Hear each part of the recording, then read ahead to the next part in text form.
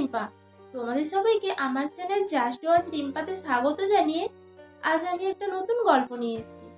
বন্ধুরা, যদি আমার গল্প ভালো লাগে তাহলে একটা লাইক আর একটা কমেন্ট করবেন, আমার ভালো লাগবে। তো বন্ধুরা, আসুন গল্পটি শুরু করি। ঠাকুমার ঝুলি এবং গ্রামের সেরা ঝগড়ুটে। প্রথম অধ্যায়, ঠাকুমার ঝুলি। সন্ধে হলেই রাজু দৌড়ে চলে আসতো ঠাকুমার কাছে। ঠাকুমার ছিল এক বিশাল ঝুলি, যেখান থেকে বেরিয়ে আসতো একের পর এক গল্প। সেদিন সন্ধ্যায় রাজু বলল, ঠাকুমা, আজ একটা মজার গল্প বলো, যেখানে রাজা রানীর ঝগড়া থাকবে। ঠাকুমা একটু হাসলেন, তারপর বলতে শুরু করলেন, অনেকদিন আগের কথা। এক রাজ্য ছিল, যেখানে রাজা আর রানী সারাদিন ঝগড়া করতেন। একদিন রাজা বললেন, আমি রাজ্যের সবচেয়ে বুদ্ধিমান। রানী বললেন, তাই নাকি? তুমি না হলে রাজ্যের সব কিছু এলোমেলো হয়ে যেত। রাজ্য জুড়ে সবাই জানতো এরা ঝগড়া না করে থাকতে পারতো না। একদিন এক বৃদ্ধ জ্যোতিষী দরবারে এসে বললেন, মহারাজ, যদি আপনারা ঝগড়া বন্ধ না করেন তবে রাজ্যে দুর্ভাগ্য নেমে আসবে। রাজা হেসে বললেন, আমরা ঝগড়া করি কিন্তু একে অপরকে ভালোবাসি। রানী বললেন, ঠিক তাই, আমাদের ঝগড়ার মধ্যেও ভালোবাসা আছে। জ্যোতিষী বললেন, তাহলে তো ভালো, তবে খেয়াল রাখবেন, বেশি ঝগড়া করলে মানুষ বিরক্ত হয়।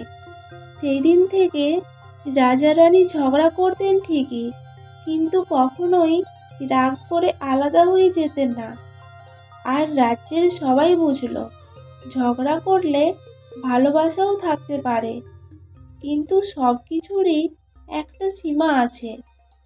গল্প শুনে রাজু হেসে বলল, তাহলে ঝগড়া করলেও কি ভালোবাসা থাকতে পারে? ঠাকুমা বললেন, নিশ্চয়ই, তবে সবসময় নয়। এবার শোনো গ্রামের সেরা ঝগড়ুটের গল্প, দ্বিতীয় অধ্যায়, গ্রামের সেরা ঝগড়ুটে। এক গ্রামে ছিল রামু কাকা। সে ছিল এমন একজন মানুষ যে বিনা কারণে সবসময় ঝগড়া করত। সকালে উঠেই কারো না কারোর সঙ্গে লেগে যেত। একদিন রামু কাকা মাঠে গিয়ে দেখল গোপাল তার গরু চড়াচ্ছে। সে বলল, এই গোপাল, তোর গরু আমার জমির ঘাস খেয়ে নিচ্ছে। গোপাল বলল, কাকা, এই ঘাস তো সবার। রামু কাকা চেঁচিয়ে বলল, সবার মানে কি? আমি এখানে আগে এসেছি, তাই এটা আমার। গোপাল কিছু না বলে চলে গেল। কিন্তু পরদিন সে আবার অন্য একজনের সঙ্গে ঝগড়া লাগিয়ে দিল। একদিন গ্রামের পঞ্চায়েত বলল, রামু কাকা, তুমি তো গ্রামের সেরা ঝগড়ুটে হয়ে গেছো। এবার থেকে যদি তুমি আর ঝগড়া করো তাহলে তোমাকে 1 মাস চুপ থাকতে হবে। রামু কাকা প্রথমে রেগে গেল, কিন্তু পরে ভাবল, আচ্ছা, আমি যদি 1 মাস কথা না বলি তাহলে কি হবে? সে 1 মাস কোনো ঝগড়া করলো না। গ্রামের সবাই অবাক।